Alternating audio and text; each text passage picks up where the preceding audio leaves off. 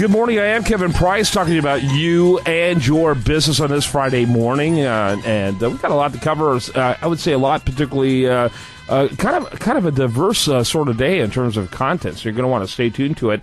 A couple of authors that are kind of making a change in their life, and they're trying to move away from the hectic pace of business that they believe drove their lives, and really trying to develop a different approach they call a minimalist approach.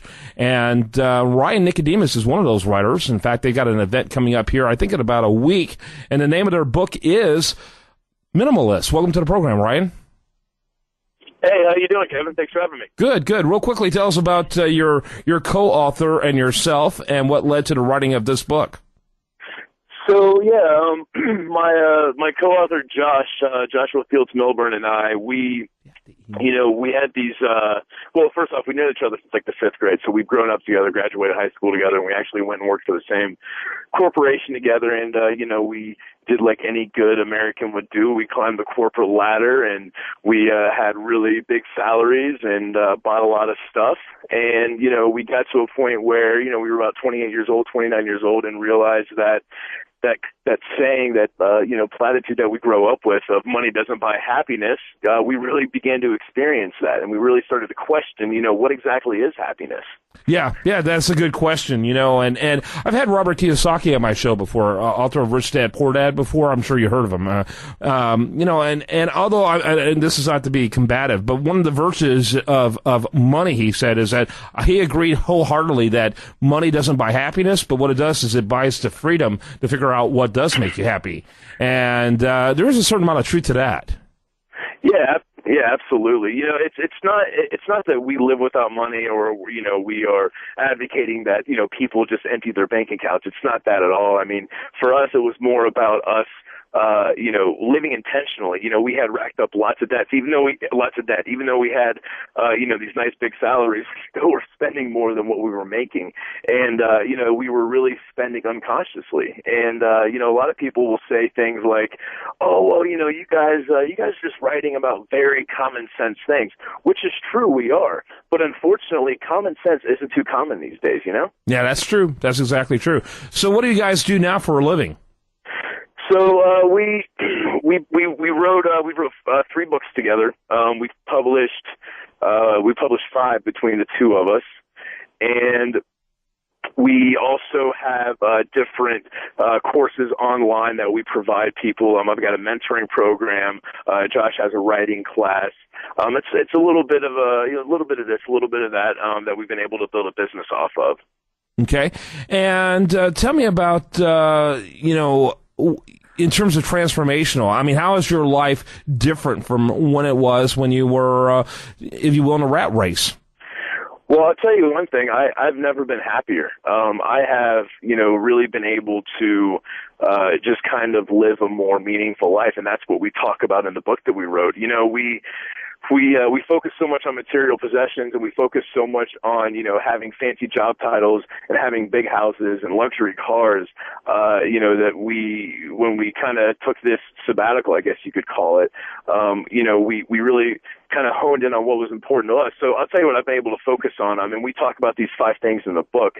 We talk about health. I've been able to pay more attention to my health and get healthier. If you're unhealthy, you're depressed. That's how it is. We talk about relationships and how, now I'm able to focus on the people that are important in my life. Because I think in this busy world, we spend so much time chasing, this American dream, and we put people who are the closest to us and the most important people in our lives, we put them on the back burner when really they should be the main focus in our lives. I'm able to pursue my passion. Like I said, I mentor people. I love being able to, add value to people's lives. This is what I did in the corporate world. That was the one piece of the job I really liked, was managing people and really helping them grow. And then the last 2 things we talk about, and the last things that, Josh and I have been able to do is growth and contribution. It kind of goes together, the last 2 things there. When it comes to growth, every human being has this desire to grow. This is why we graduate college or graduate high school, move out of our parents' house, we get that promotion, we grow families, we go on vacations. And the best way to grow that Josh and I have found is to contribute to others in a meaningful way. Mm-hmm. Yeah, interesting. And so, what about your family dynamics? My family dynamics. So I'm a single guy, which it's really easy to be selfish with my minimalism because it's just me to worry about. As far as my other family goes, I've got a bunch of family in Ohio. I see them when I can. I spend a lot of time with them on the phone and emailing and things like that. But as far as my household goes, it's just me personally, which what we write about, it's specific to our situation. And there are plenty of minimalists out there, though, who do have families and do have significant others and children, and they write about those experiences as well. Is there a kind of a cultural hangout, particularly online, for minimalists?